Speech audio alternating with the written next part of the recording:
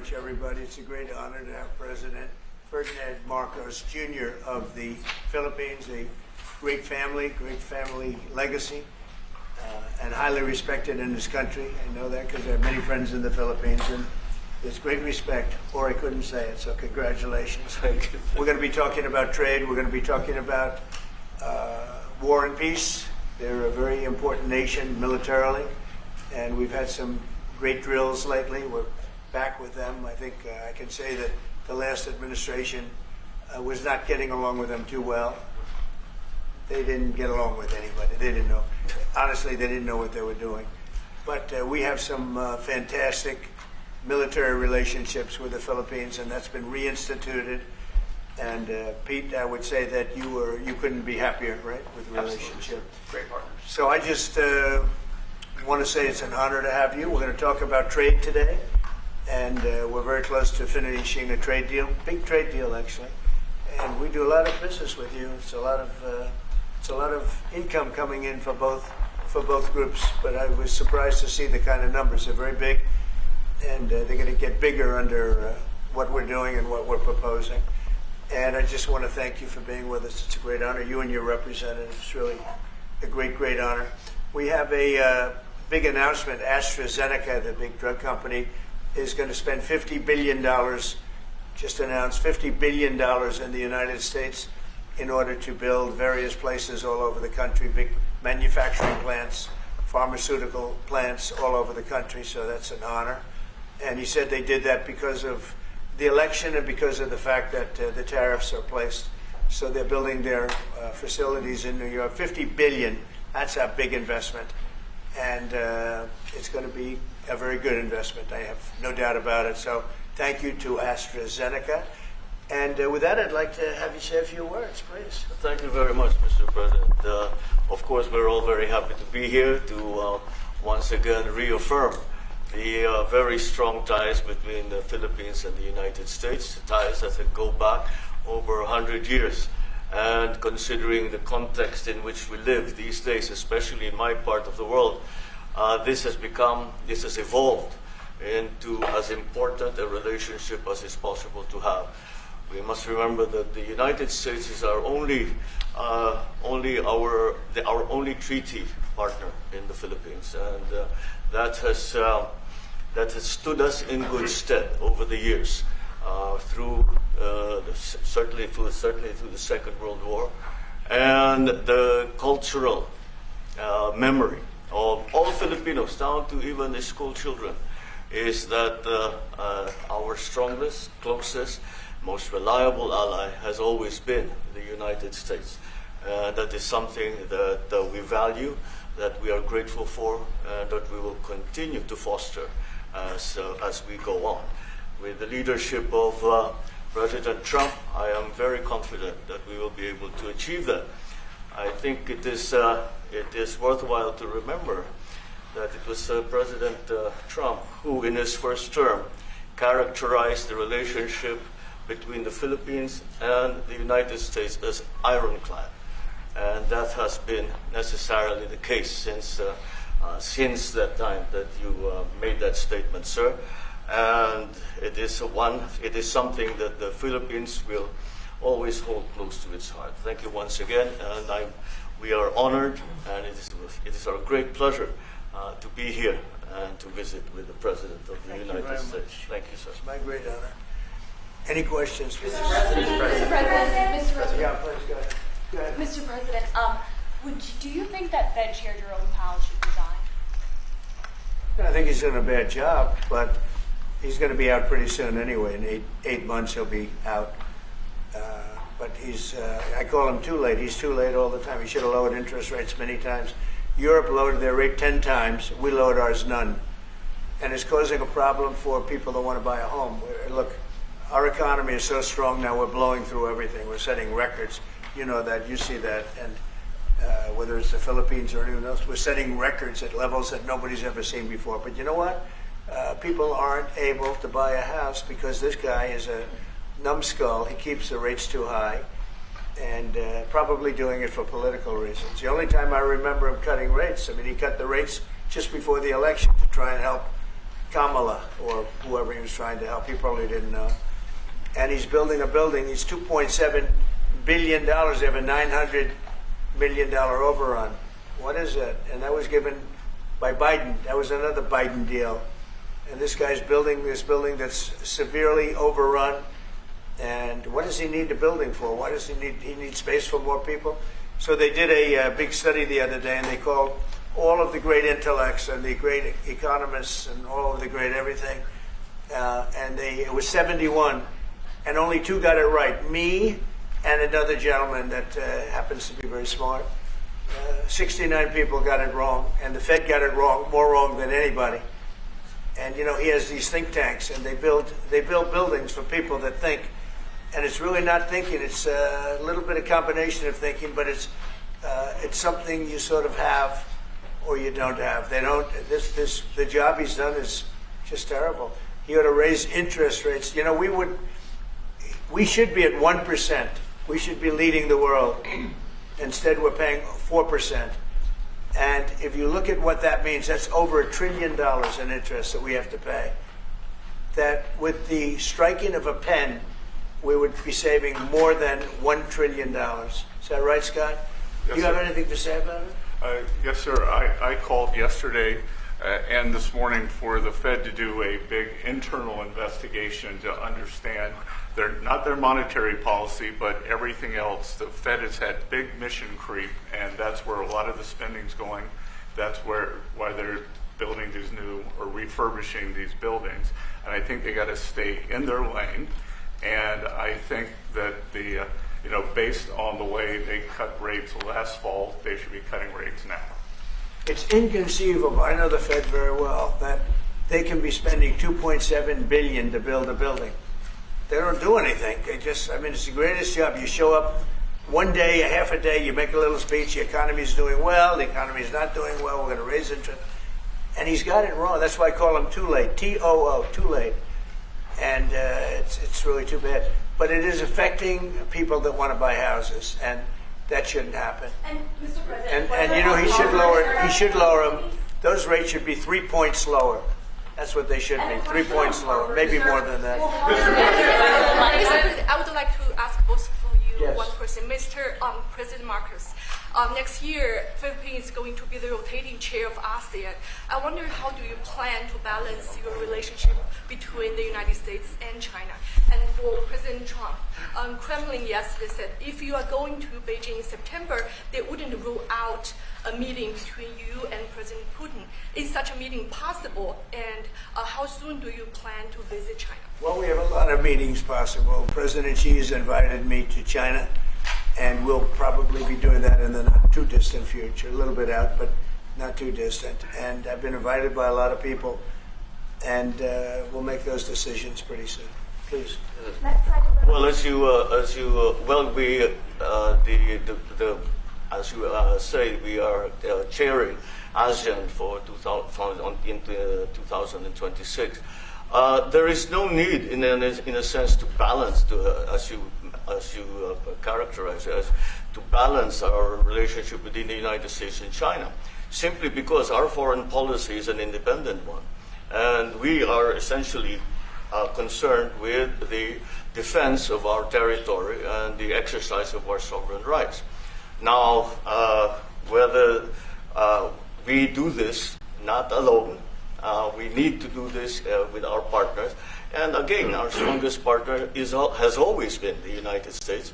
But of course, we are trying to form coalitions and multilateral relations so that those like-minded nations who share the same values as we do, who hew to international law, most specifically the UNCLOS,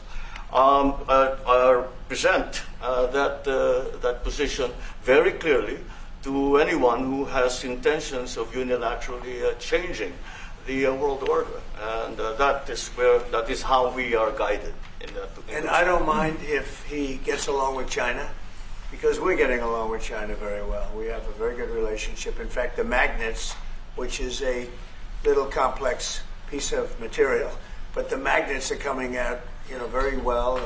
They're sending them in record numbers. We're getting along with China very well, and I don't mind if the president dealt with China, if that's meant, because I think he has to do what's right for his country. I've always said, make the Philippines great again. Do whatever you need to do, but you're dealing with China wouldn't bother me at all. Well, now it is something that we have to do in any case. Yeah. And, certainly. Mr. President, do you support the Justice Department seeking a new interview with Ghislaine Maxwell, and did you urge the Attorney General to seek one? I don't know anything about it. They're going to what? Meet her? Your Deputy Attorney General is reached out to Ghislaine Maxwell's attorney asking for a new interview. Yeah, I don't know about She it, has but said- I think it's something that sounds appropriate to do. Yeah. Do you have any concern that your Deputy Attorney General, who's your former attorney, would be conducting the interview, given your past relationship? He's a very talented person. He's very smart. I didn't know that they were going to do it. I don't really follow that too much. It's sort of a witch hunt, just a continuation of the witch hunt. The witch hunt that you should be talking about is they caught President Obama absolutely cold, Tulsi Gabbard. What they did to this country in 2016, starting in 2016, but all the way going up to 2020 in the election. They tried to rig the election, and they got caught. And there should be very severe consequences for that. When we caught Hillary Clinton, I said, you know what? Let's not go too far here. It's the ex-wife of a president, and I thought it was sort of terrible. And I let her off the hook, and I'm very happy I did. But it's time to start, after what they did to me, and whether it's right or wrong, it's time to go after people. Obama's been caught directly. So people say, a group. It's not a group. It's Obama. His orders are on the paper.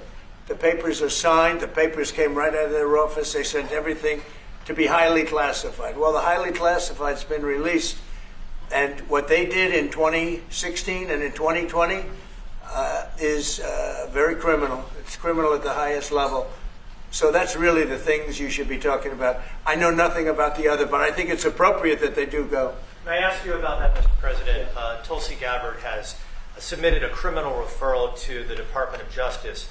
From your perspective, who should the DOJ target as part of their investigation? What specific figures in the Obama administration? Well, based on what I read, and I read pretty much what you read, it would be President Obama. He started it. And Biden was there with him, and Comey was there, and Clapper. The whole group was there. Brennan, they were all there in a room. Right here, this was the room. This is much more beautiful than it was then, but that's okay. I have nice pictures up that came out of the vaults. They were in there for 100 years. This is much more beautiful. We have the Declaration of Independence now in the room, which wasn't here. I guess people didn't feel too good about putting it here, but I do. But you know what? If you look at those papers, they have them stone cold, and it was President Obama. It wasn't lots of people all over the place. It was them too. But the leader of the gang was President Obama, Barack Hussein Obama. Have you heard of him? And except for the fact that he gets shielded by the press for his entire life, that's the one they... Look, he's guilty. It's not a question. I like to say, let's give it time. It's there. He's guilty. This was treason. This was every word you can think of. They tried to steal the election. They tried to obfuscate the election. They did things that nobody's ever even imagined, even in other countries. You've seen some pretty rough countries. This man has seen some pretty rough countries, but you've never seen anything like it. And we have all of the documents. And from what Tulsi told me, she's got thousands of additional documents coming. So President Obama, it was his concept, his idea, but he also got it from crooked Hillary Clinton. Crooked is a $3 bill. Hillary Clinton and her group, the Democrats, spent $12 million to Christopher Steele to write up a report that was a total fake report. Took 2 years to figure that out, but it came out that it was a total fake report. It was made up fiction. And they used that. The one thing they weren't able to do was and probably the only thing I respect about the press in years is the press refused to write it before the election. They refused to put it in. The Steele report was a disaster. all lies, all fabrication, all admitted, an admitted fraud. She paid $12 million, and the Democrats, for that report to a wise guy named Christopher Steele. He wrote a phony report, and they wanted to get that report in before the election. And I'll tell you what, I talk about all the time, the fake news, how bad it is. But in this case, they wouldn't do it. They saw it, they read it, and they said, we don't believe it. And it was only after, substantially, like a month and a half after the election, that it got printed, and it was a big wisp. It was just like a bang of nothing, because the election had ended. If that report had gotten published by the New York Times or somebody, and I respect the Times for maybe only this, because they're crooked as you can be. They're a terrible paper, a crooked, corrupt paper. But for this one moment, they said, this is bullshit, we can't put this in. And neither could any other paper. Wall Street Journal's a lousy paper, very, very dishonest paper. As you see, I'm suing them for a lot of money because they do things very badly. It's got a nice name, but it's really, in my opinion, it's a terrible paper. And it can be corrupt. But just so you know, they didn't take the Steele report. It was the dossier. Remember the famous dossier? I called it the fake news dossier. The news wouldn't publish it. And I'm amazed. They had 2.5 months. It was finished. 2.5 months. That was supposed to be what was going to happen. And it got published a couple of months after the election. And frankly, nobody cared too much about it. But that was a big thing. No, we caught Hillary Clinton. We caught Barack Hussein Obama. They're the ones. And then you have many, many people under them. Susan Rice. They're all there. The names are all there. And I guess they figured they're going to put this in classified information and nobody will ever see it again, but it doesn't work that way. And it's the most unbelievable thing I think I've ever read. So you ought to take a look at that and stop talking about nonsense, because this is big stuff. Never has a thing like this happened in the history of our country. And by the way, it morphed into the 2020 race. And the 2020 race was rigged, and it was a rigged election. And because it was rigged, we have millions of people in our country. We had inflation. We solved the inflation problem. But millions and millions of people came into our country because of that. And people that shouldn't have been, people from gangs and from jails and from mental institutions, people that we don't want in our country, people that we're getting out, dangerous people. 11,888 murderers, many of them 50%, more than 50%, murdered more than one person. I hate to say this with such a distinguished guest, but you know, they asked me a question. I got to answer the question. No, Barack Hussein Obama is the ringleader. Hillary Clinton was right there with him, and so was Sleepy Joe Biden, and so were the rest of them. Comey, Clapper, the whole group. And they tried to rig an election, and they got caught. And then they did rig the election in 2020. And then because I knew I won that election by a lot, I did it a third time, and I won in a landslide. Every swing state won the popular vote. But I won that all the same way in 2020. And look at the damage that was caused. How crucial is the ammunition hub, and how crucial is the ammunition hub that the U.S. plans to build in Subic and the Luzon corridor, considering that these will be built in areas that hosts strategic ports as well as military air bases? You're talking ammunition? Yes, the U.S. House Congressional Committee on Appropriations approved a budget. What's very important. Otherwise, we wouldn't have approved it. Sorry? Yeah, it's very important. Otherwise, we wouldn't. We need ammunition. We're going to end up in a few months, we'll have more ammunition than any country has ever had. We're going to have more missiles than any country has ever had. We're going to have all the speedy missiles. We'll have the speedy ones, the slow ones, the accurate ones, the ones that are slightly less accurate. We have everything. But we will have more ammunition than any country has ever had. It's very important to me. And how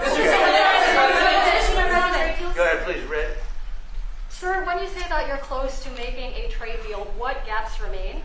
And for President Marcos, sir, I was just wondering, do you not think that perhaps the Philippines hosting U.S. missile systems could be considered escalatory by China, especially because they can strike deep into mainland China? Thank you.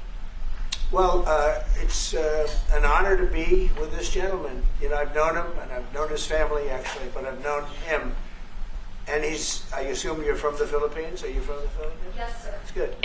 You're very lucky to be from the Philippines. It's a great place. But we're going to have a very good relationship. I mean, I know you had some problems with another president, and it was not your fault. It was the president's fault. And the country was maybe tilting toward China, but we untilted it very, very quickly. But you had a country that was tilting toward China for a period of time, and I just don't think that would have been good for you. You can deal with China, you should deal with China, but when I got elected, everything changed, and they came right back to us. President Trump, could you consider extending Say it again. Yeah, Brian, go ahead. Oh, Mr. President, I just wanted to piggyback off Sorry, I have housing. a question to President Marcos. I'll let you Yes, answer first. yes. I'm sorry, what was the question again? It was about whether having U.S. missiles hosted in the Philippines could be considered escalatory by China. All of what we consider part of the modernization of the Philippine military is really as a response to the circumstances that surround the situation around the South China Sea, and now what we used to refer to as Asia Pacific, which we have expanded now to the Indo-Pacific. And if we would certainly, like in any kind of military spending, we would wish that it wasn't necessary, but it is. And so that is what we are doing. And as an adjunct to the question about the ammunition production, this is actually the United States is assisting the Philippines in what we call our self-reliance defense program, which is to allow us to be self-reliant and to be able to stand our own 2 feet, whatever the circumstances that occur in the future. And the reason that we have encouraged more interaction with the United States is because it is necessary. And it is not just with the United States. It is with all our neighboring countries, and even countries as far afield as the Scandinavian countries, the EU. And so this is an ongoing process. And again, I will stress the point that we do this because we feel it is necessary. Don't forget, just as tantamount to what you're asking, the Philippines were loaded up with ISIS and a lot of terrorists, and they were at a very, very dangerous point. And during my administration, we went in and we wiped them out, working with the Philippines, but we wiped them out. But if we didn't go in, I don't know what would have happened. I don't know who would be your president right now. But we spent a lot of time and a lot of talent on going into the Philippines and wiping out terrorists. They had a tremendous problem during my administration, and we cleaned it up. We got them out, and now you really have a good, solid country again. I believe so. Yes. How can you make Mr. President, I wanted to follow up on the housing question. Yeah. You've got no tax on tips, no tax on overtime, no tax on Social Security. How important is it we have no tax on home sales, capital gains, to unleash the housing market in this country? Well, we're thinking about that, but would also unleash it just by lowering the interest rates. If the Fed would lower the rates, we wouldn't even have to do that. But we are thinking about no tax on capital gains on houses. And very impressed that you asked that question because nobody knew that. Well, How did you find that out? That's very. I wonder why there's somebody I'm very close There's to. a leaker. There's a leaker. I've also got a question. I find it a very interesting world that we know more about 2 people at a Coldplay concert just hours after that viral video than we know of Thomas Crooks 1 year after attempting to assassinate you.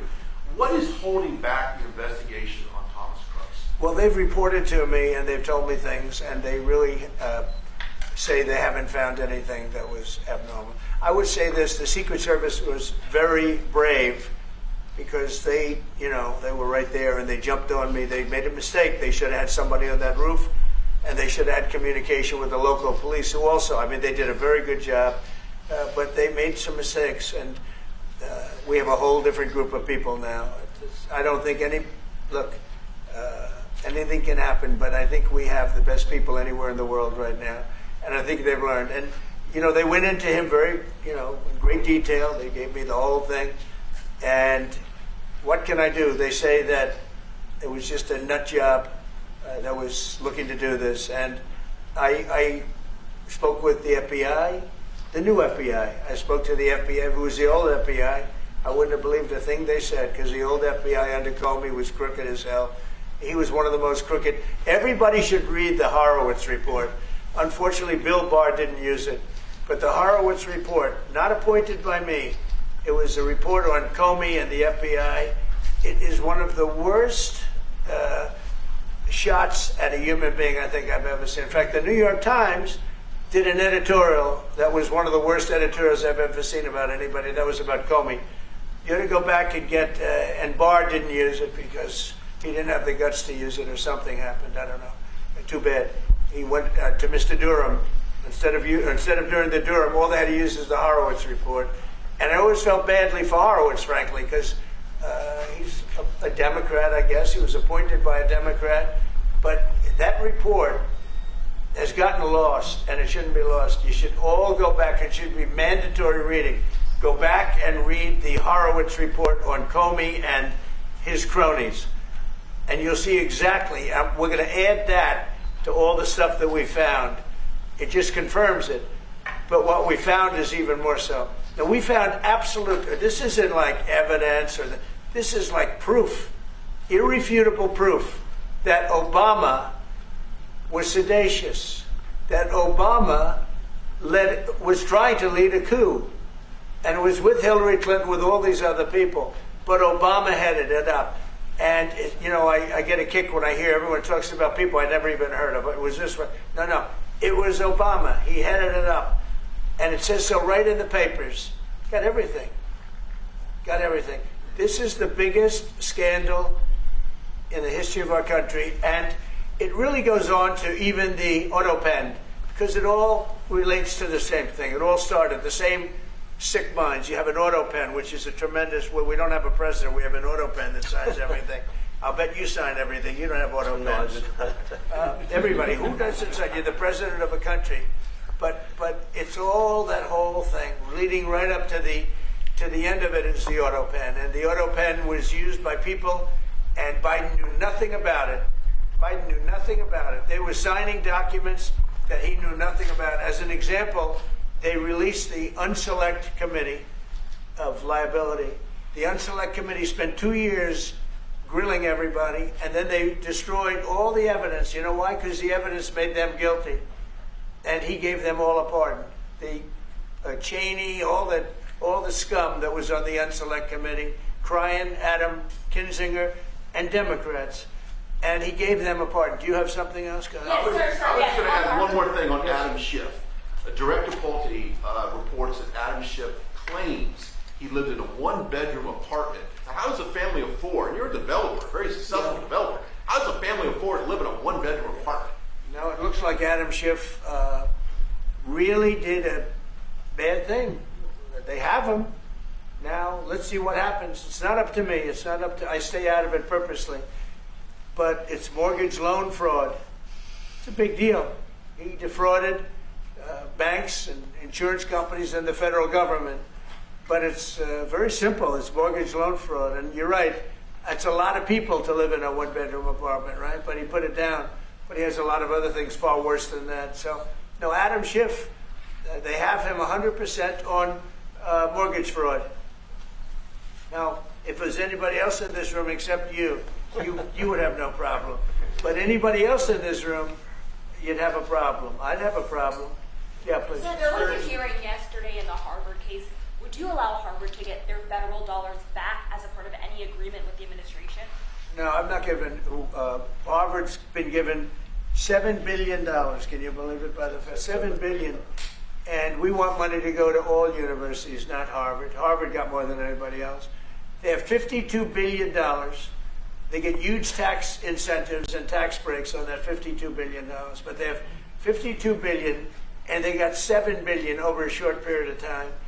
And we have a very hostile judge appointed by Barack Hussein Obama, a very, very hostile judge who knows exactly right from wrong. But we expect to win it on appeal. She hasn't given a decision yet, but she's very hostile, and she was put by Barack Hussein Obama. And generally speaking, anybody that does that, we're going to have problems with. So we don't expect to have. We won the case yesterday. Anybody that was there that was a neutral would say we easily won the case. But a lot of the case, and a big part of it's going to be how much money Harvard gets in the future. That's not part of the case, and they're not going to get very much. Mr. President, where are we in terms of negotiating about the reciprocal tariff? How far are we? With who? With the Philippines. Yes, sir. How far Are you we from the Philippines? Yes, sir. I'm Good. from the Philippines. How far are we from achieving Well, free it's tough. trade? He's a very tough negotiator. So far, we're not there because he's negotiating too tough. In fact, I used to like him better than I do now. He's too tough. But we'll probably agree to something. But he's strong, a strong negotiator. He loves your country. Mr. President, When are you calling to No, the no, Philippines, please. sir? You talked a lot about the severe consequences that those who are involved in the Russia hoax must face. In your view, sir, what are the next steps now that these documents are out there? Tulsi Gabbard? Well, the Justice Department would have to act. And we have a very competent, very good, very loyal to our country person in Pam Bondi, very respected. And it's going to be her decision. Just a follow-up to that, sir. Chrissy Nome is in New York City visiting an off-duty CBP officer who was allegedly shot this weekend by an illegal alien who came into the country during the previous administration. Right. What is your message to any local leaders who continue to push sanctuary city policies after this nearly tragic incident? So the only thing I don't understand, because you like to understand things and we're all smart people and all, but why would they allow 21 million people into our country, unvetted, unchecked? You don't allow it. You wouldn't allow people in. He's tough. No, the country's run properly. Biden and his group of thugs, and I don't think it was Biden, I think it was the people that surrounded that beautiful Resolute desk right behind you. They allowed 21 million people, probably much more than that, and many of them came from jails and gangs and drug dealers and mental institutions, insane asylums. Many of them are very sick. 21 million, probably 25 million, probably even more than that. And we're getting them out. Many were murderers, as I said. They killed people. Many killed more than one person. Stone cold murders. I don't understand why they would have allowed that. There's only two reasons. The vote. Is there one voters? It's one reason. I don't think they would have done it for that because they cheat. You know, they're so good at cheating, they don't need that. But the vote, and the second reason is they hate our country. I think they hate our country. I actually do. And it's the biggest problem. I mean, much of our time is spent with, you know, we have the strongest border anywhere in the world now. Maybe even stronger than your border, if you can believe it. We have no people came in last month, zero, which is pretty amazing. I'm not even sure I can believe that. But liberals are the ones that do that calculation. So, but we had no people come in. A year ago, we had hundreds of thousands of people come in. Hundreds of thousands of people. And they flowed in. And if it wasn't for the election, it would have been millions of people came in last year. So millions of people prior to election time, they allowed millions and millions of people to come into our, I mean, you saw it. They'd open the gates. If you took an Alabama-LSU football game that holds 128,000 people, I was there, 128,000 people, and I liked them and they liked me. But if you took that and doubled it, that's what used to flow into our country on a daily basis. It's not even believable. And we're getting them out, and we're starting with the worst ones. And we had a man shot yesterday, a police officer who was a great gentleman, shot right here in the throat. Probably won't be able to speak again. But he was brave, and he shot the other guy, and they ended up getting him. And you saw the scene where his friend took him to a hospital and dumped him down on the sidewalk. The whole thing was crazy. But why would anybody do to our country what these Democrats have done? And honestly, we can never forget it. We can never forget it. What they have done, the damage that they've done to America is very, very sad. Thank you very much, everybody. Thank you, Fred. Thank you, Fred. Head out.